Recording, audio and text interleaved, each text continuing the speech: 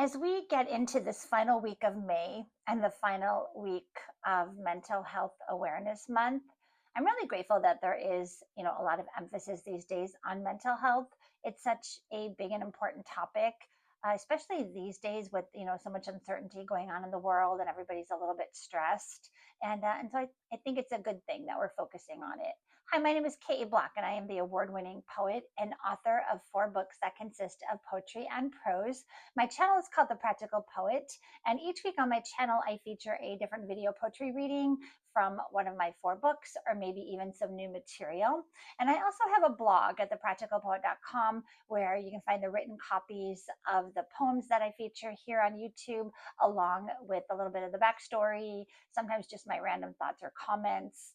And the poem that I'm featuring this week does tie back into that mental health awareness. And again, going back to that, I am really happy that we have a month, but we really need to focus on it all of the months of the year, not just in the month of May.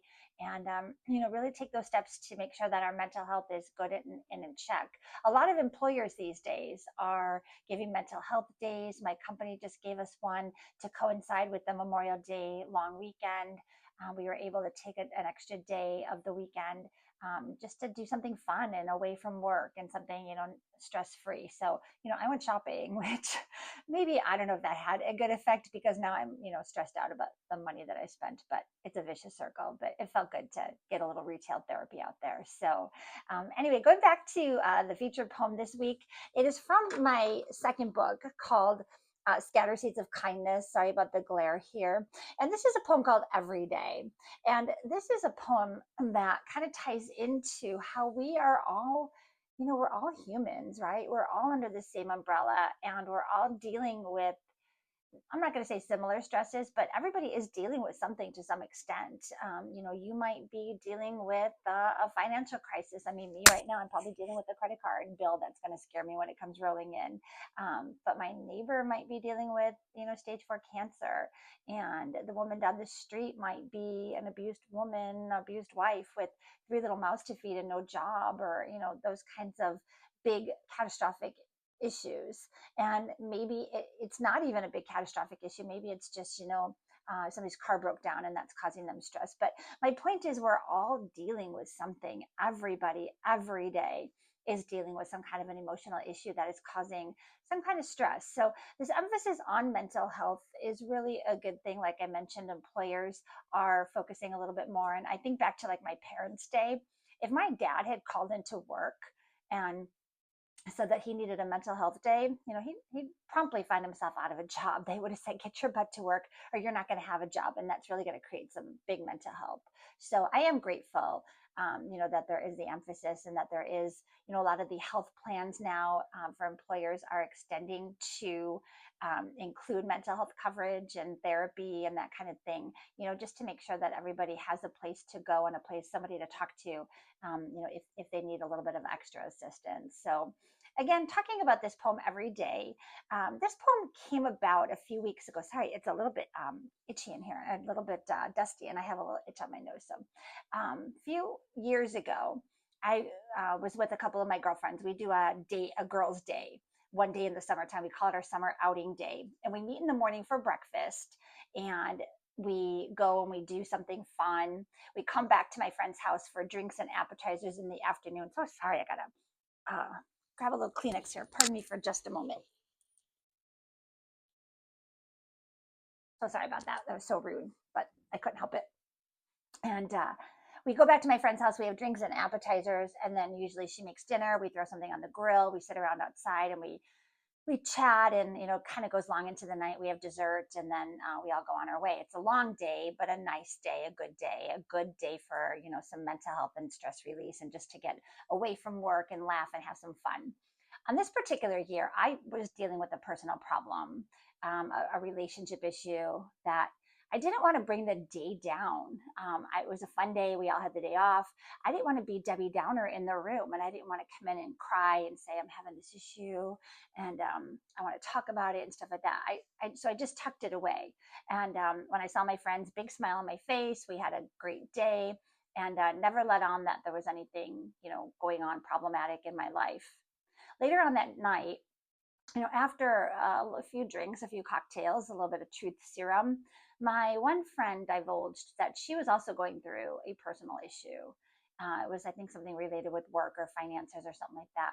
And she ended up starting to cry, and she cried pretty hard, and we all felt bad, and we were trying to, you know, give her some advice and talk her down and stuff like that. And she really got quite emotional. As I was driving home later on that night, I was thinking about it, and I was thinking about how each of us was in pain throughout the day. I was, tucked my personal problem down inside. She tucked hers down, but later on it did end up coming up. So we were both going through the day. I'm not going to say pretending. I don't want to make it sound like we're fake, but neither one of us wanted to impact the day. We didn't want to bring the day down. We didn't want to bring each other down. And so we just went about the day with a smile on our face. And how many times do we do that? We want to make the appearance that everything is great, everything is perfect. So we're smiling, we're happy, we're jovial. And maybe inside we're really struggling with something. Maybe it's, something looming in our mind, but we're just going to kind of put it out of the way for a while. And I think a lot of us do that. Some people, you can tell when they're in pain, whether it's a physical or emotional pain, they wear it all over their face. And there are times when I do that. There are times when you can just read my emotions all over me. And other times I do kind of just put on that happy face and just go about the day and just pretend like nothing is wrong.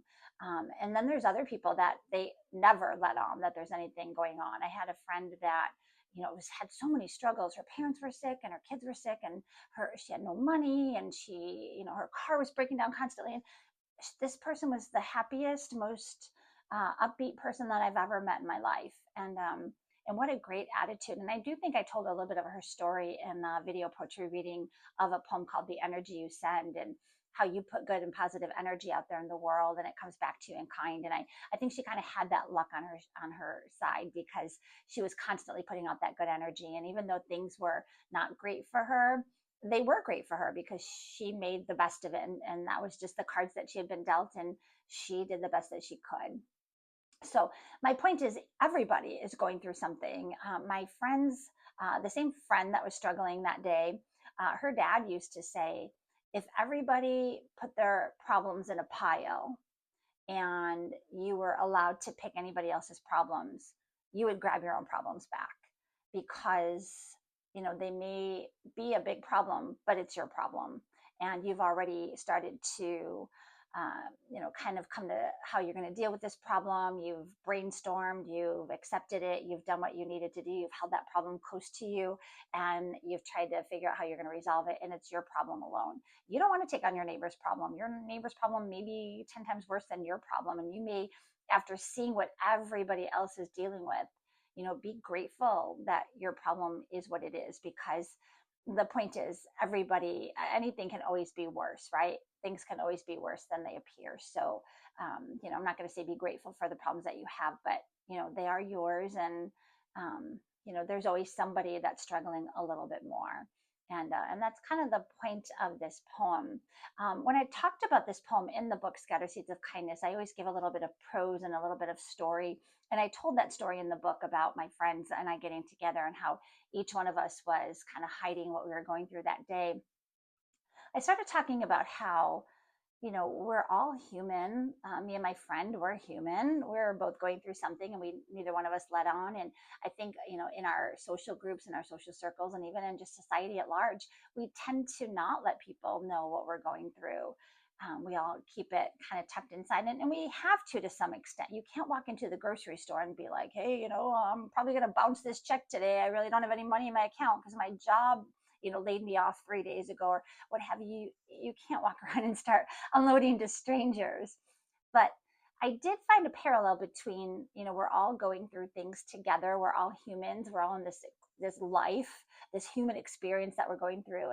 And shouldn't the fact that we're all going through something and we're all just trying to do the best that we can, shouldn't that bind us together? Shouldn't that form a bond between us that we can all kind of hold out a hand and say, hey, I know you're struggling, I'm here for you. And you reach out your hand to somebody else and we'll form a big circle. And I know it sounds a little bit kumbaya, but my point is, we can all help each other out. We're all going through something to some extent. And maybe this week, it's just a little problem, but maybe next week, hopefully not, but it may be a bigger problem and you may need a little bit more support. So we all can help each other out. The problems that we have through life should help bind us together, and form that bond. But so often, especially nowadays, we are just divided. And I tell the story in the book about, you can have two people, let's just say two men, for example, sitting in a waiting room in a doctor's office, and maybe they're both struggling from the same illness. Maybe they both have, just for example, lung cancer, which I don't wish that on anybody, but let's just say, for example, and they're going through the same treatment or similar treatments and trying different approaches and stuff. You would think that these two people would have a lot of commonalities and they could talk about different treatment programs and stuff like that. But boy, if that TV set is on and that TV is focused on a political channel, and if these two people are on opposite sides of the political fence, what's going to become the focus? It's not the illness that they have in common. It's going to be their political differences that are going to divide them. And I've seen it happen time and time again. You find people that are friends, and then you find out that this person's voting for this candidate, this person's voting for the other one, and boy, all of a sudden friends and families are just destroyed. And so instead of letting our commonalities and our, I don't want to call them our problems, but letting our struggles and our challenges in life, bring us together, we let the silly things in life divide us, and that's just kind of a shame. We always focus on the negative, don't we? I know I'm guilty of it. Everybody's guilty. You could have 15 people that pay you a great compliment, but that one person that says something negative, that's what's going to stick with you. And on my blog page, and even in my book here, under a different poem, I talk about the story of the tale of two wolves, and it's an Indian parable. I'm not sure if you're familiar with it. It's such a good story. It's not that long, and I'm actually going to go ahead and read it in its entirety instead of trying to paraphrase it, because I know that I won't do it justice. So this is the story of the Native American parable of the story of two wolves. In this story, an older Cherokee Indian is teaching his grandson about life and the struggles within. He explains that a fight is going on inside of him, and the fight is between two wolves. One of the wolves is evil, full of anger, resentment, greed, among many other ugly and non-flattering characteristics. The other wolf is good, full of peace, love, hope, joy, compassion, humility, and the list of positive attributes goes on and on. The elder Cherokee explains to the boy that the same fight is going on within every person. After giving it some thought, the boy asks which wolf will win. The Cherokee responds simply, the one you feed. And isn't that the truth? We feed the negativity and it continues to grow.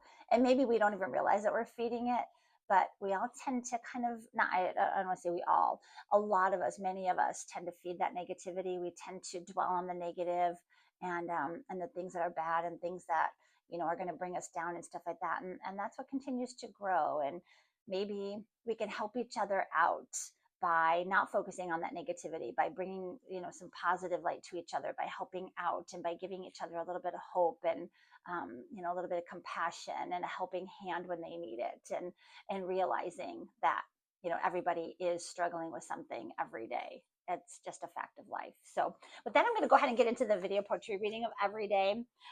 It is about 6 o'clock in the afternoon, so it is wine time. So I have a lovely glass of rosé here. I just had a little bit of cheese, and that's my way of de-stressing a little bit after a rough day. So I'm going to go ahead and read the poem Every Day again from my second book called Scattered Seeds of Kindness. If you don't want to stick around for the video poetry reading, you can find this on my blog at thepracticalpoet.com/blog. And then the poem is called Every Day. It's also a link to my book is available on that same website, thepracticalpoet.com/books. And you can find a link to Scattered Seeds of Kindness along with all of my other books. So with that, I'm gonna take one more quick sip of wine just because why not? And with that, here is the video poetry reading of Every Day. Every day, a new heart breaks. Somebody sheds a tear. Someone looks down the barrel of a gun and contemplates why they're here. Every day, someone fights to survive as someone loses the fight to live. Every day, someone just takes and takes while others try so hard to give. Millions of people hurt every day as they try to hold on to their pride. Millions of tears fall every day as someone quietly dies inside. Every day, someone struggles with life. No one, it seems, is immune. Some people tuck the pain deep down inside, while others display in full bloom. Every day, millions of people pray for the solace that they seek. With so many people in such desperation, is our own pain all that unique? If we are all comrades in pain with the demons that live inside us, shouldn't we all band together as one? Instead, we let difference divide us. Millions of people hurt every day in ways they cannot define. Millions of tears fall every day. Today, those tears are mine. I wonder if I am selfish, focusing on my own grief. But I look around at the world at large and pray that we all find relief. So that was the video poetry reading of every day. Again, talking about how, every day we're all somebody struggling with something. And when I wrote this poem, this was after that day that I had with my girlfriends when, I was in pain, but I didn't let it out, although my friend did. And, no criticism to her. I'm glad that she did. I hope that she found comfort. And sometimes we just need to get it out there, right? We just need to put it out in the world, and we need to know that we have a support system with our closest friends that can help us through something. And that's all part of this poem. Every day, we're all struggling, and we should band together and not let that difference divide us. So when I wrote this poem, talks about the very end.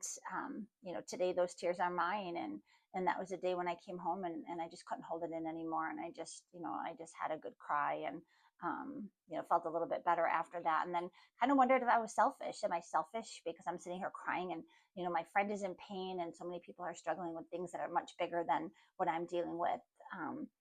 But no, you're not selfish. We all have to focus on that good mental health for ourselves. We all need to take steps to make sure that our minds are healthy, and we're keeping ourselves in good mental health, not just in the month of May, but all of the months of the year. And it doesn't make us selfish if we take some time for self-care, and if we take time, to do what we need to do to make sure that we are healthy and in a good and positive state of mind. And it's kind of like that when you're on the airplane and they say put your own mask on first so that you can help others. When we focus on our own mental health and we get ourselves in a good state of mind, maybe we can be a helping hand to somebody else that's still struggling and maybe hasn't found their way through it yet. So with that, I'm going to go ahead and leave you. I hope that you enjoyed this video poetry reading of every day. Again, please check out my blog at thepracticalpoet.com/blog for the written copy and a little bit of the backstory to this poem, some of my random thoughts. And if you like this video poetry reading and you want to be notified when I do my next one, I hope that you hit the like and subscribe button. And, with that, I'm going to go off and have some more cheese and some wine and ease into my evening. And that is very good for my mental health as long as we keep it under control, right? So that's the next video poetry reading that I'm going to do, talking about that, how we sometimes rely on things that we probably shouldn't to get us through things, but that's not the case here. I'm just enjoying a nice spring evening with a little bit of rosé wine and some cheese. So wherever you are, I hope that you're having a wonderful evening. Thank you so much for joining me on this video poetry reading of every day, and we'll chat again real soon. Thanks. Bye.